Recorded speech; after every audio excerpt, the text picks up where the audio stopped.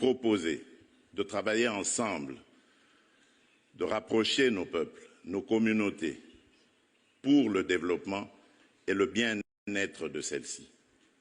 À aucun moment, je n'ai affiché une attitude belliqueuse, quelle qu'elle soit, à l'égard du Rwanda ou de l'Ouganda ou d'un autre de nos 9 voisins.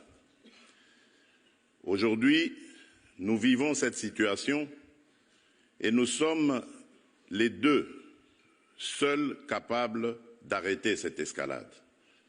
Je le dis en prenant à témoin le président João Lourenço, notre président actuellement de l'Union africaine, dont je rends d'ailleurs un hommage particulier pour son implication dans cette crise et qui, comme vous le savez, était à quelques encablures de la régler définitivement. Mais malheureusement, sans aucune raison, en tout cas je n'en ai jamais entendu jusqu'à ce jour, vous avez boycotté cette cérémonie alors que nous étions à 98% déjà de recouvrer une paix durable. Mais il n'est pas trop tard pour bien faire. Et c'est pour ça que je prends à témoin ce forum et à travers lui le monde entier pour vous tendre la main, Monsieur le Président, à ce que nous fassions la paix des braves. Et cela demande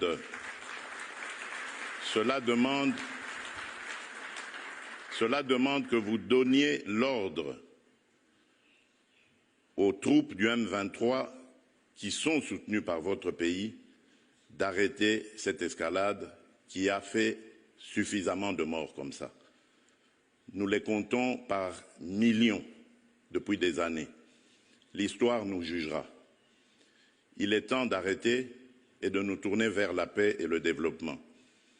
Je remercie le président Cyril Ramaphosa qui est venu à nos côtés, qui n'a pas hésité à envoyer ses troupes, dont d'ailleurs certains éléments sont tombés sur le champ d'honneur dans notre pays, au front, ce qui nous oblige à rester définitivement reconnaissants envers la République d'Afrique du Sud et des autres républiques sœurs de Tanzanie et de Malawi qui avaient aussi contribué à des troupes.